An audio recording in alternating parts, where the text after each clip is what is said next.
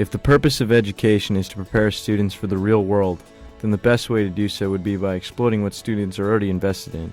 And in today's world, that's video games. As illustrated by these pie graphs, a whopping 97% of 12 to 17-year-olds play video games. People play video games for entertainment, and entertainment and education do not normally go hand in hand. Explicitly educational games, such as the Oregon Trail, Math Blaster, and Reader Rabbit, have been around since the 1980s, but they were viewed simply as a healthier alternative to standard brain-rotting video games. But games do not have to be strictly educational to have educational qualities.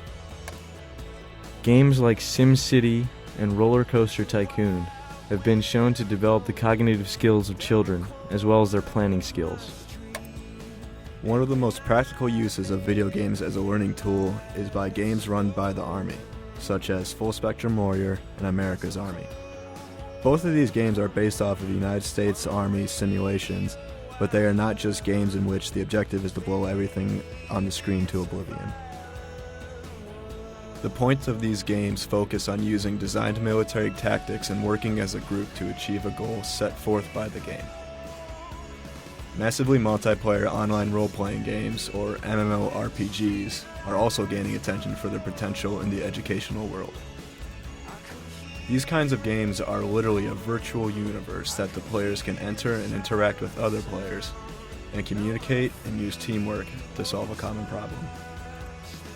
Pearson, a top education publisher, has teamed up with the video game designing company Tabula Digita to bring Tabula Digita's award-winning educational video game software called Dimension M into schools. Dimension M possesses a highly interactive 3D gaming environment very similar to the ones that most students are used to with their video games at home.